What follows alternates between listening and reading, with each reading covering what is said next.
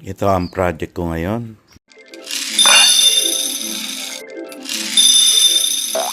Dahil basag ito, umorder ako ng panibago. Ang ano ko lang, ang napansin ko lang, magkaiba ang klase ng bulb nito, yung pinakasakit niya, pinakailaw niya doon sa may driver side. Kung bakit dinesign na ganyan.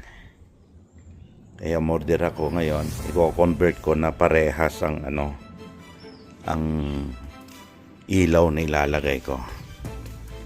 Kaya papakita ko ito kung ano ang pagkakaiba. Ayan po, tingnan nyo, pati yung boxes niya magkaiba, pero tingnan natin yung bulb niya. Ito yung sinasabi ko na magkaiba siya.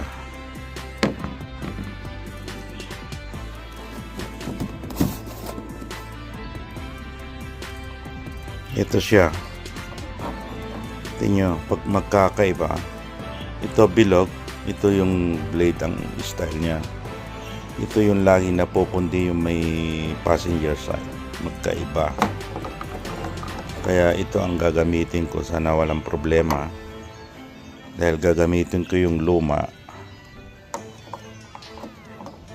Tingnan nyo yung bulb niya. Magkaiba. Ito yung standard. Lagi napupundi. Saka ito yung sa may driver side.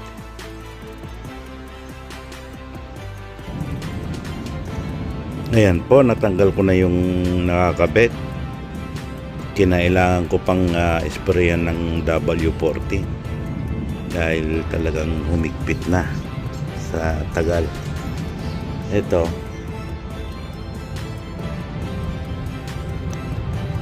three connections yung nakalagay, pero dalawang wire lang. Ngayon, ito ang ilalagay ko ngayon. Parehas naman, mas maiksi lang yung bago. Yung sa kabila wala nang problema, kaya ikakabit ko. Ayan po yung bago. Ayan, okay naman, walang problema, naayos na. So hindi na ganito yung gagamitin ko, yung flat na. Ayan, ito lang naman tatanggalin. Sa kapila ay kuhok lang.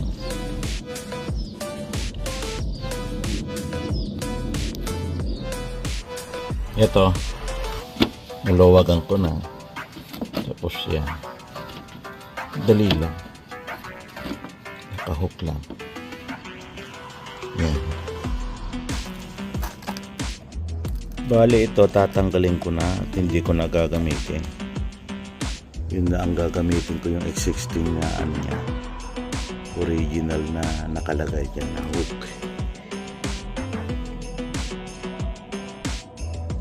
Ito yung nabasag. Yan, pinapasukan ng tubig at nagkakalawang yung Yan, ito na. Ilagay ko na.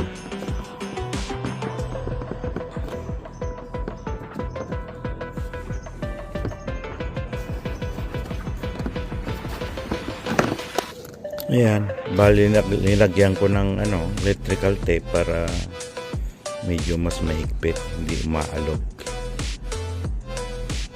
Dahil diyan ko isusuot.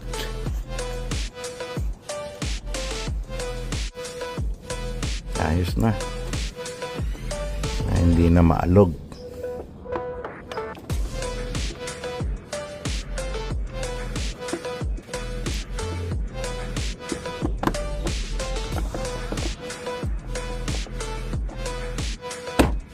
Yun, pasok. Yan, okay na. I-try ko nga. Okay na siya. Saka iba ang liwanag nito, yung klase ng bulb niya. Ito, magkaparehas na sila. Yan, papalitan ko na lang yung in order ko, ilalagay ko. Madali lang naman. Maganda. Approve. Ayan, linagyan ko rin uli ng tape. Ito na yung driver side. Kakabit ko na.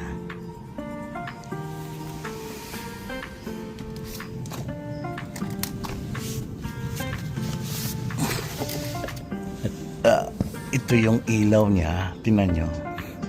Hindi ko na hindi ko na gagalawin dahil ipinarehas ko na dun sa may passenger side. Ewan ko kung ba't ganyan ang design nila. Magkaiba ang klase ng bumbilya. Ayos, okay na. Kailangan ipasok mo kasi yung pinakalak niya hindi pare-parehas ang size ng butas niya, kaya iniikot ko. Ayan po, napalitan ko na lahat. Okay na. Maganda na yung baby ko. Ito, medyo nahirapan ako rito sa may driver side. At linuwagan ko pa yung mga lock niya, pinakabutas, dahil siyempre magkaiba yung original saka yung in-order mo, kasi aftermarket lang naman yan. At naayos ko na, parehas na ng klase ng bumbilya niya. Ayos.